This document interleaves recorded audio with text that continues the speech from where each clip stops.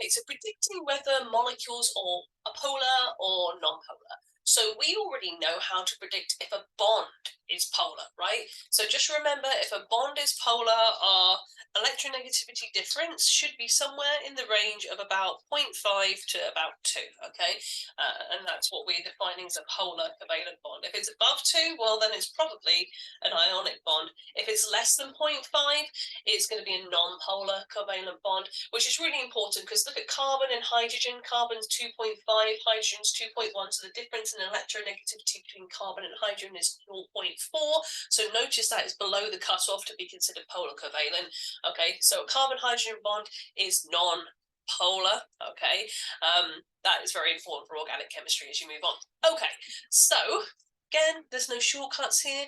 You have to draw the Lewis structure to determine what's bonded to what, blah, blah, blah, what the molecular geometry is, etc., which means you have to start at the beginning with valence electrons, okay? So I'm going to go through it fairly quickly because we should be good at this by now, right? So carbon dioxide, carbon's got 4, and then each oxygen, there's 2 of them, has got 6.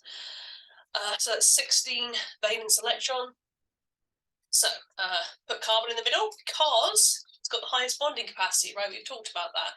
Carbon wants to form up to 4 bonds. Oxygen only wants to form up to 2. So then what you would do, following through the steps, is you'd complete the octets of the oxygen, like so. 2, 4, 6. I'm doing this very quickly because I know what's coming next. All right, so if you've got your octets on your oxygen, what you should see is you've got 6, 12, 14, 16, the right number of valence electrons, but unfortunately carbon doesn't have a complete octet. So what you're going to have to do is convert lone pairs to bonding pairs, which instead of belonging just to the oxygens are going to be shared between the oxygens and the carbon. So I'm going to see if I can gently erase. Gently erasing lone pairs never works very well. I should have been smart and put those ones on first, shouldn't I? Should have been smarter, Erin. Never mind. So converting that lone pair to a bonding pair and converting these lone pairs to bonding pairs, you should end up with carbon-oxygen double bonds, FYI, like so. Okay. Now I've got to sneeze. Pause. Okay, so then you've got to determine if the carbon-oxygen bond is polar. And if you look at carbon in the periodic table, electronegativity is 2.5, oxygen electronegativity is 3.5. So if you're a math person, that's a difference in electronegativity of 1, which definitely puts it in the polar covalent range. If you're not wanting to look at the absolute numbers, you don't actually have to, because all you need to do is look at relative position on the periodic table. Remember, electronegativity increases towards the top right hand corner of the periodic table. So oxygen is way more electronegative than carbon, so that our dipoles are going to point from the carbon to the oxygen. So we know we have 2 polar bonds. So the new bit then is predicting whether the molecule as a whole is polar or non-polar. So your criteria is, are there polar bonds? Yes or no? Okay. If you say no, obviously it's going to be non-polar. If you say yes, well, 2 options, right? If you have an asymmetrical molecule, asymmetry,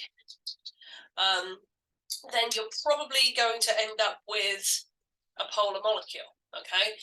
But if you have symmetry so that the direction of those bond dipoles cancels out, you can actually have polar bonds, but you end up with a non-polar molecule, okay? So if we look in the case of the carbon dioxide molecule, yes, we've got polar bonds, but we have complete symmetry. Those bonds are equal magnitude in opposite direction, so it's actually non-polar, okay?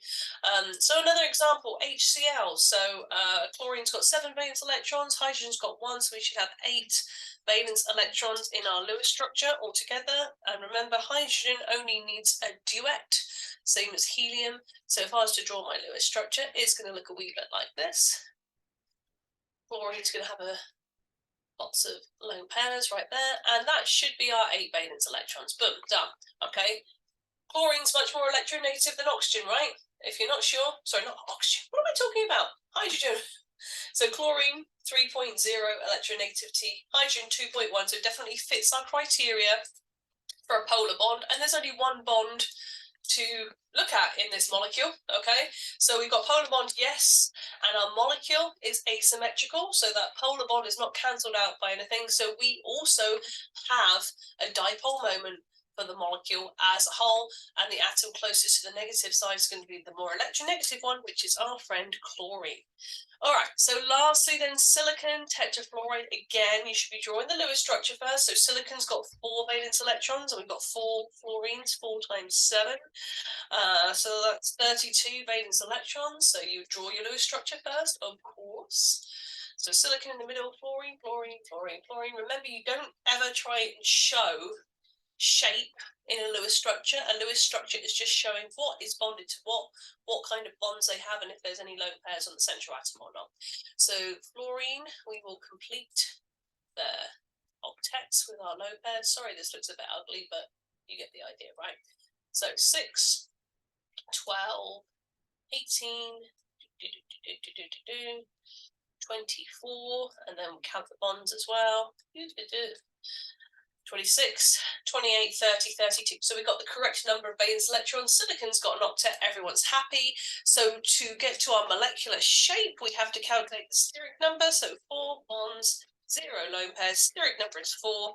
So my electron group geometry is tetrahedral. Okay. So hopefully by now we are like awesome at drawing a pretty tetrahedra with our dashes and wedges.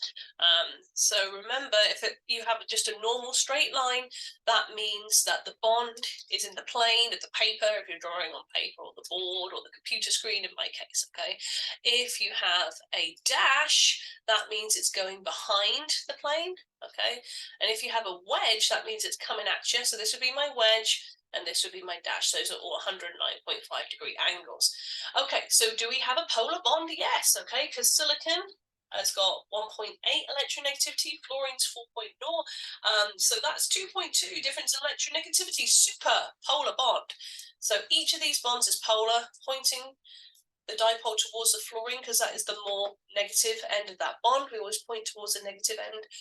The way I teach this in class is I actually always put fletching on my arrow, so it looks like a little plus. So if you're ever not sure which end of the arrow is positive and negative, there you go.